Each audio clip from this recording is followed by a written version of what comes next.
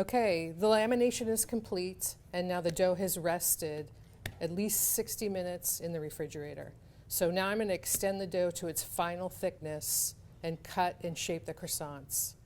This is one of the times you need to be a little bit more mindful of the dimensions so that we get maximum yield and minimal scrap. Okay, so I'm going to start by flouring my bench. These are my opened ends. I want to end up with about 8.5-inch strip of dough plus room for trim. So I'm at about 7.5. So I just need to extend this about another 1.5 inches, and then I'm going to try and get this worked down. You may find that the dough shrinks a lot, and you may want to anticipate doing this in stages. You're going to start, and you're going to get some extension, and then it's just not going to want to extend more, so I would refrigerate it. We'll see how this goes.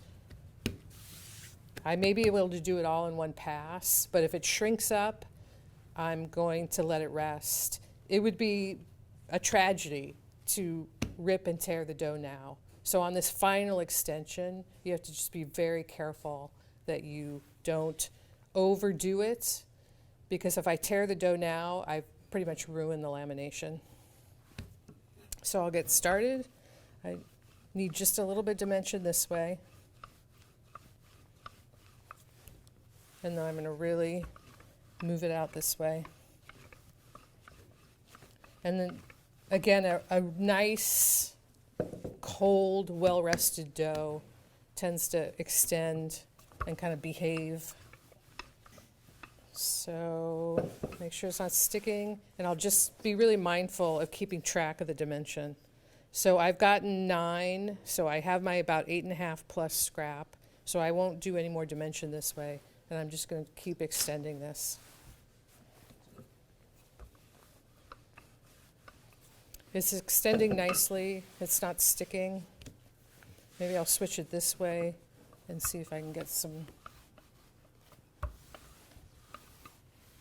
Oops. If it's sticking, I'll flour my pin.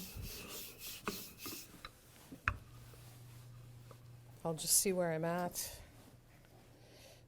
I'm good there. This is a little too thick, so I'm going to keep extending it.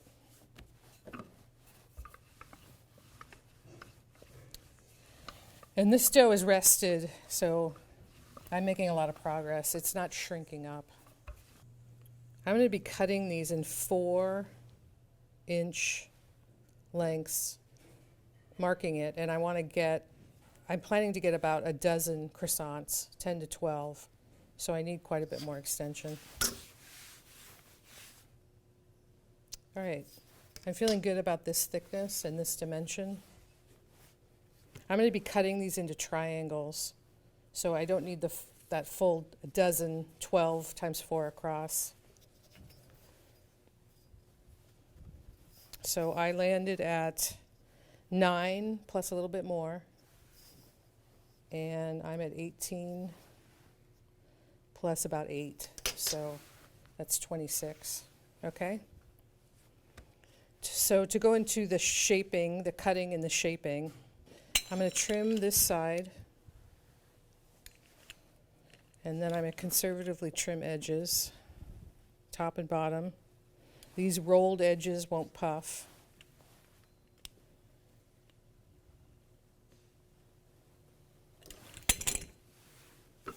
And then I'll use the bicycle cutter.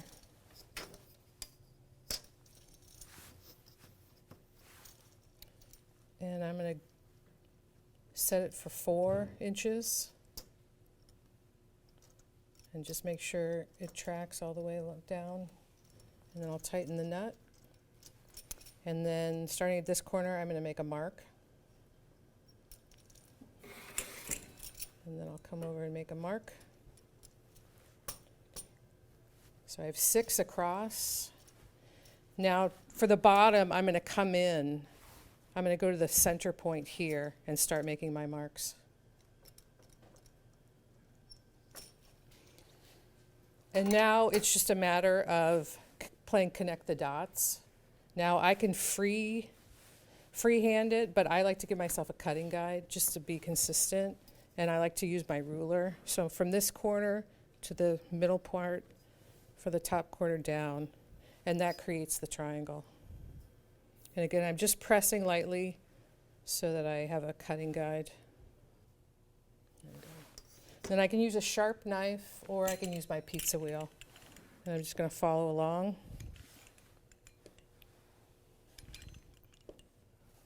Okay.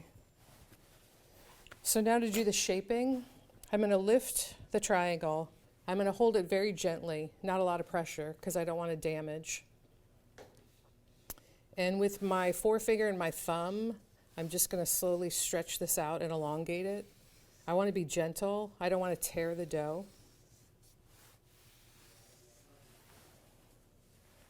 I can feel a little bit of flour on the back, so I'm going to get rid of that excess flour. So again, I held it, I elongated it. I'm going to place it in front of me with the long part pointing out. I'm going to curl this over tightly, and the first motion I'm just going to slightly go out, and then I'm going to roll it up. And then I want to make sure that this is pressed firmly and placed squarely in the middle. If I don't do that, it could unwrap. So again, I'm going to hold the dough and just really gently, pretty much with my thumb running down the center, elongate it, and then place it out, and then I kind of do jazz hands out, and then roll it up.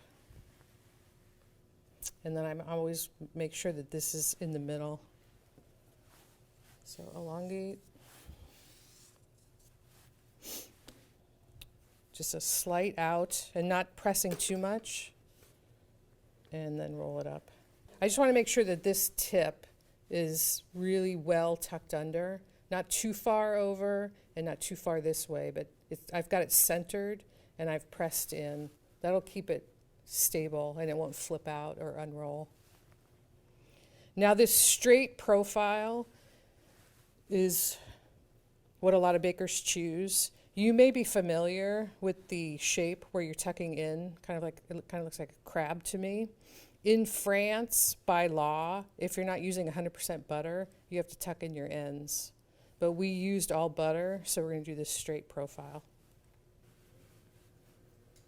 Alrighty. And then I'm going to put them on the pan. I'm going to expect these to double in size. So I'm going to put them at an angle.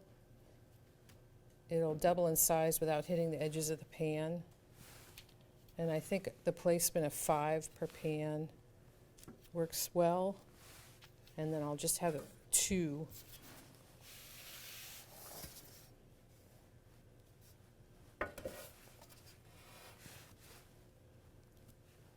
I came up with 11,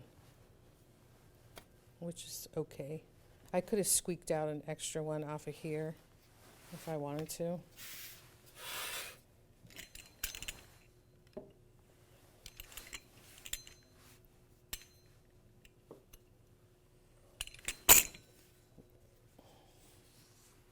So I was aiming for 12. I got 11.